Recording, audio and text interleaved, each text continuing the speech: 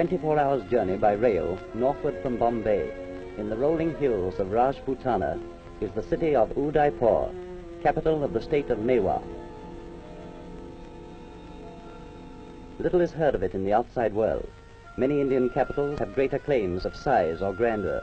Many are wealthier by far, but none can boast a prouder heritage, for here dwells His Highness the Maharana of Udaipur, direct descendant of the sun god, and natural leader by birth and tradition of all the Indian princes of the Hindu faith.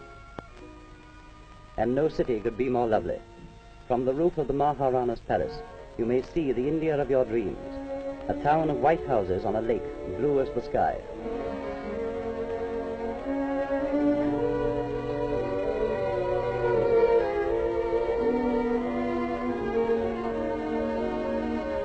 Udaipur is surrounded by a strong defensive wall, which in the 16th century barred the way of the Mughal emperors in the great Mohammedan invasion.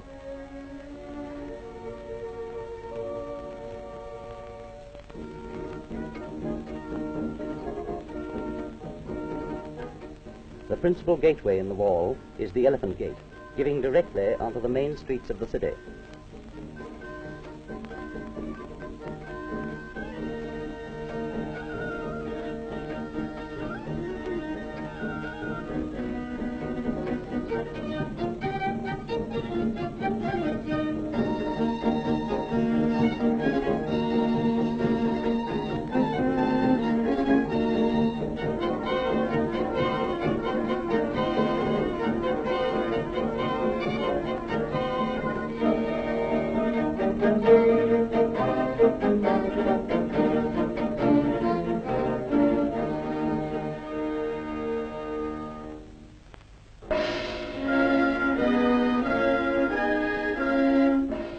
In the center of the town is the massive temple of Jagannath, its towers elaborately carved with the figures of animals by craftsmen of long ago.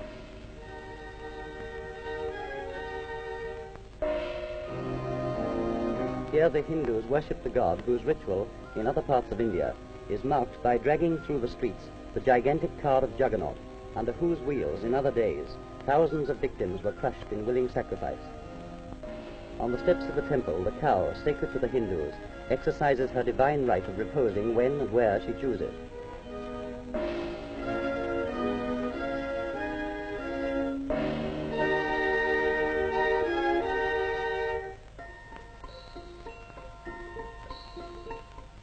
Here too we find the sadhus, professional holy men, each with his pitch close to the temple, passing the sunny days in a pleasant stupor of contemplation, and relying for their livelihood on the charity of the faithful.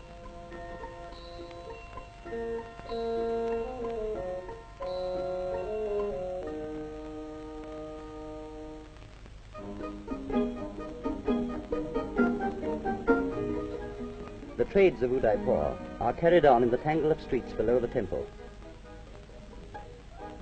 The oldest craft of the city, and one which befits a fighting race, is the making of swords. Even today it is a cottage door industry, the craftsman supplying the skill, and his wife the tar.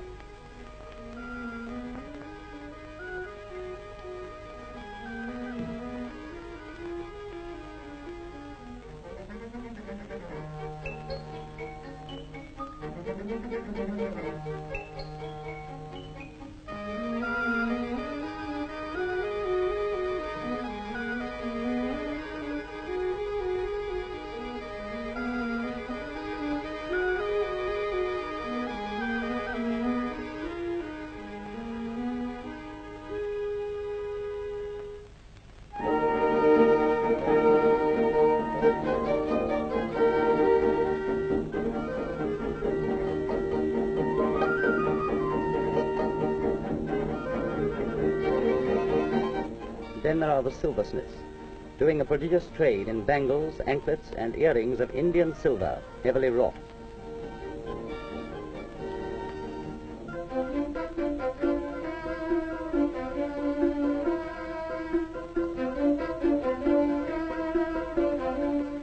Conveniently near the shops, you will find the imposing premises of the Money Changers Bank and safe deposit.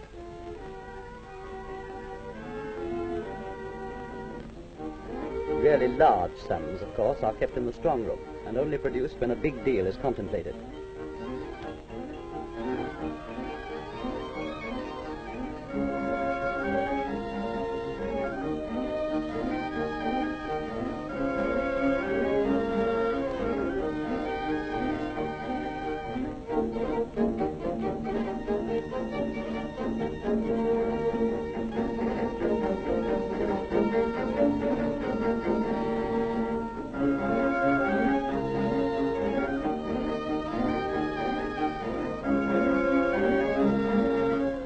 Much of the farming round the city is done by the Beals, a race of aborigines, and the produce is carried into town by their womenfolk for sale in the markets. The many anklets worn by this woman are not a sign of vanity, but of safety first. They protect her against snake bite while working in the fields.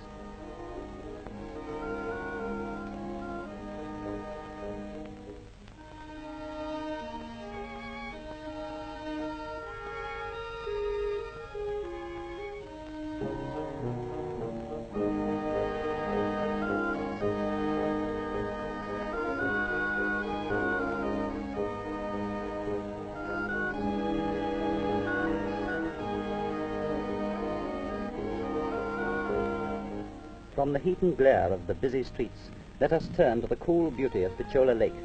The softest charm of Udaipur is in this lovely stretch of water, created 200 years ago by the damming of a stream.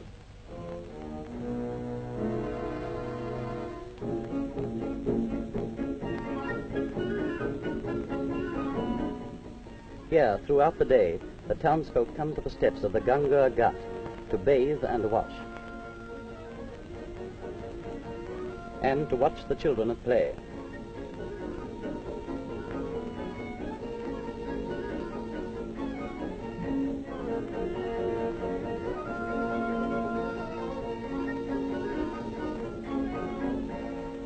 Down to the lakeside come the water sellers, with their patient oxen, to refill the leather water bags. Rich and poor, humble and mighty, Pichola serves them all. The cool waters ripple gently round the white marble walls of the summer palace that gleams like a jewel on the bosom of the lake. Happy Udaipur! The descendant of the sun god could find no fairer dwelling place under the sun.